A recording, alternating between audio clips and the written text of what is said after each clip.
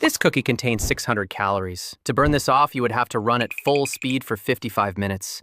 Think about that. 55 minutes of misery, sweating, and gasping for air, just to neutralize one single snack. You cannot outrun your diet. The math simply doesn't work. But you can outsmart your metabolism. Most people think fitness is a suffering contest. They think, if I'm not dying, I'm not losing weight. So they sprint, they do HIIT, they suffer. And they look exactly the same 6 months later. I've developed a walking protocol called Bro Unlock. It doesn't rely on burning calories. It relies on manipulating your insulin levels after you eat.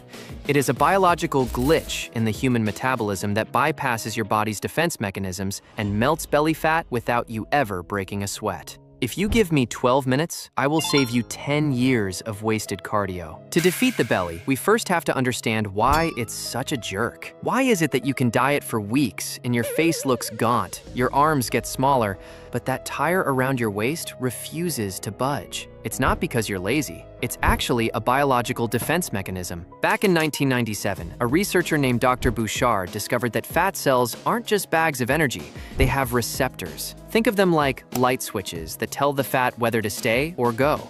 There are two main types you need to know about. First, you have the beta receptors. These are the green lights. When adrenaline hits a beta receptor, it unlocks the fat cell and releases the energy to be burned. You have tons of these in your face, your arms, and your chest. That is why those areas get lean first. But then there are the alpha receptors. These are the red lights. When hormones hit these, they tell the cell to lock the doors, shut down the release of energy, and hold on to the fat for dear life. And here is the bad news. The subcutaneous fat covering your abs has a significantly higher ratio of these red light alpha receptors compared to the rest of your body. Evolution put them there to protect your vital organs from starvation. Your body wants to keep that belly fat. And here is the trap that catches almost everyone. When you do high-intensity cardio, sprinting, CrossFit, or grueling interval training, your body enters a fight or flight state. You release massive amounts of stress hormones, specifically adrenaline and cortisol. In your arms, that adrenaline hits the green light. You lose arm fat. But in your belly, that adrenaline hits the red light, and cortisol is even worse. Chronically high cortisol levels have been directly linked to increased abdominal fat storage. So, by killing yourself in the gym and stressing your body out, you are chemically signaling your belly fat to stay exactly where it is.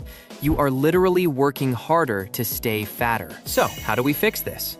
How do we turn the light from red to green? We need to move the body without stressing the body. We need to enter a specific physiological state known as the lipid oxidation zone.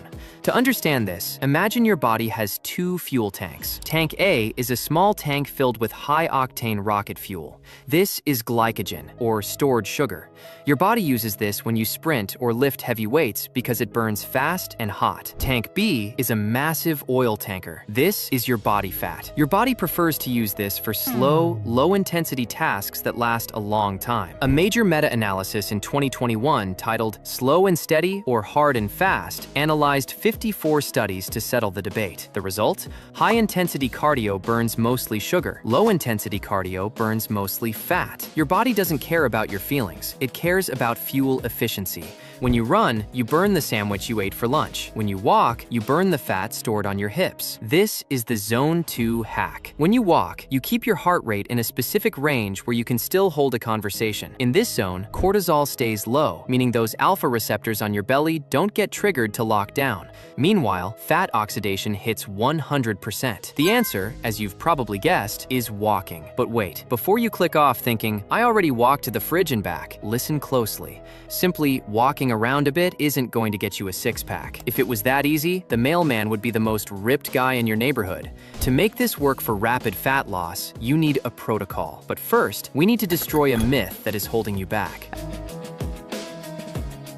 I can hear the comments already. But bro pump, running burns twice as many calories as walking. It's basic physics. Sure, on paper, running wins. A 30-minute run burns about 350 calories. A 30-minute walk burns about 150. But humans aren't spreadsheets. We are biological machines driven by hormones, specifically a hunger hormone called ghrelin. This leads us to the compensatory effect. When you do high-intensity exercise, your body senses a massive energy deficit. It panics. It spikes your hunger hunger hormones through the roof. So you go for a run. You burn 350 calories. You feel great. But then, an hour later, you are starving. You eat a bagel, or maybe an extra scoop of rice at dinner. That bagel is 400 calories. Congratulations, you suffered for 30 minutes just to put yourself in a 50-calorie surplus. Even worse, high-intensity cardio makes you tired. After the run, you sit on the couch. You fidget less. You take the elevator instead of the stairs. Your subconscious body tries to save energy to make up for the run. Walking does the opposite. Walking is auto-regulated. It doesn't spike ghrelin. It doesn't cause massive fatigue. You can walk for an hour, burn 300 calories of pure fat, and your appetite stays completely stable. You don't feel the need to reward yourself with food. If you walk for 1 hour a day, that's 300 calories. Do that 7 days a week, that's 2,100 calories. That is nearly 2/3 of a pound of pure fat gone every single week. Over the course of a year, that is 31 pounds of fat. The runner usually quits after 3 weeks because their knees hurt or they burn out. The walker wins the race because they never stop. Okay, so walking wins. But how do we structure it to get the fastest results possible? Most people screw this up. They try to hit 10,000 steps by going for one gigantic, boring 2-hour walk at the end of the day. Do not do that. That is the hard way. We are going to use a method called insulin stacking. You see, fat loss is impossible when insulin is high. Insulin is a storage hormone. When you eat, insulin spikes to store that energy. We want to switch your body back to burn mode as fast as possible after a meal. Step 1 is the postprandial trigger. A study in the journal Diabetes Care found that walking for just 10 minutes immediately after a meal creates a massive improvement in blood sugar control compared to walking at other times of the day. So, here is your rule. You will take 3 10-minute walks per day. 1 immediately after breakfast, 1 immediately after lunch, 1 immediately after dinner. That's it. That is 30 minutes of cardio. That's roughly 3,000 steps. You didn't even have to change into gym clothes. By doing this, you are blunting the insulin response of your meals and forcing your body to use that food for movement instead of storing it as belly fat. Step 2 is the NEAT cheat code. NEAT stands for non-exercise activity thermogenesis. It's the calories you burn just living, fidgeting, standing, pacing. Research shows that the difference between a naturally skinny person and an overweight person often isn't the gym, it's their NEAT levels. The variance can be up to 2,000 calories a day. We need to turn you into a NEAT freak. Here are 3 lazy hacks to get 2,000 free steps without trying. Hack number 1, the parking lot rule. Stop circling for the closest spot. Park at the very back of the lot. It saves time and adds 400 steps round trip. Hack number 2, the pacer. Never sit down while you are on the phone. If you get a call, stand up. Pace around the room like a movie villain plotting a scheme. You can easily clock 1,000 steps on a 10-minute call. Hack number 3, kill the elevator. Unless you are going up to the 50th floor, take the stairs. Stair climbing burns calories 3 times faster than walking on flat ground. If you apply the postprandial trigger and these NEAT hacks, you will hit 8,000 to 10,000 steps a day almost by accident. Now, I know some of you are impatient. You want that six-pack in 12 weeks, not 12 months. If you are willing to do a little bit of actual work, you need to meet the king of fat loss, the incline. Walking on a flat surface is great. Walking on an incline is nuclear. Biomechanically, walking at a steep incline doubles the metabolic demand without the impact of running. It forces your glutes and hamstrings to work overdrive to fight gravity. There is a trend on TikTok called 12-3-30. You set the treadmill to 12 incline, 3 speed for 30 minutes. It went viral for a reason. It works. It burns nearly the same calories as a jog, but keeps you in that cortisol-safe fat oxidation zone. However, I have to give you a warning. I see people doing this wrong every single day. Do not hold on to the handrails. The moment you grab the rails and lean back, you are cheating. You are offloading the weight from your legs to your arms. You are turning a 12 incline into a 2 incline. Let your arms swing. If you can't do 12 incline without holding on, drop it to 8. Form is everything. If you add just 2 or 3 of these incline sessions per week on top of your daily steps, your fat loss will go vertical. We need to have a serious conversation now. The fun part is over. You can walk to the moon and back. You can do the incline until your legs fall off. You can hit 25,000 steps a day, but if you eat like a raccoon in a dumpster, none of this matters. Remember the cookie from the beginning? It takes you 60 minutes to walk off 300 calories. It takes you roughly 45 seconds to eat 300 calories of peanut butter. A modest Frappuccino from Starbucks can have 500 calories. That is an hour and a half of walking gone in 5 minutes. You cannot outwalk the fork. They use the walking as an excuse to eat more. They think, oh, I walked 10,000 steps today. I deserve this pizza. No, you don't. You need to look at it this way. Use your diet to create the weight loss. Use the walking to amplify it and keep your metabolism healthy. Think of your diet as the engine of the car and walking as the turbocharger. The turbo makes the car go faster, but if there is no gas in the engine, you aren't going anywhere. You need to be in a slight caloric deficit. I recommend eating about 300 to 500 calories below your maintenance level. Combine that with Bro Unlock and the fat will literally have nowhere to hide. So, let's put this all together into a plan you can actually use. Here is your 12-week roadmap. I want you to visualize this. Weeks 1 through 4, the warm-up. Do not try to hit 10,000 steps yet. Just find your baseline. Open your phone, see what your average is. Add 2,000 steps to that number. Focus purely on the post-meal walks. Just get in the habit of moving after you eat. Weeks 5 through 8, the stack. Now we turn up the heat. Aim for a strict minimum of 8,000 steps every single day. No excuses, rain or shine. This is where you start using the neat hacks. Parking far away, taking the stairs. Weeks 9 through 12, the shred. This is God mode. You are hitting 10,000 to 12,000 steps a day. You are adding in 2 incline walking sessions per week at the gym. At this point, your friends will start asking you what secret pill you're taking. As you know, we live in a world that tells you that results only come from suffering. That if you aren't dying in a pool of sweat, you aren't working hard enough. That is a lie. The most effective path is often the most sustainable one. Walking is the oldest human movement pattern. It is what we were designed to do. It clears your mind, lowers your stress, heals your joints, and yes, it shreds belly fat better than almost anything else. So here is my challenge to you. Don't worry about a year from now. Just commit to the next 7 days. Track your steps. Add those 3 10-minute walks after your meals. That's it. Come back to this video in a week and comment your results below. You will be shocked at how different you feel. Your energy will be up, your bloating will be down, and your pants will feel looser. As I've mentioned, walking is only half the battle. You also need the right nutrition to match your efforts. I am currently preparing a detailed video on exactly what to eat to accelerate fat loss alongside this walking routine. Make sure to subscribe so you don't miss it. Now, let's get moving.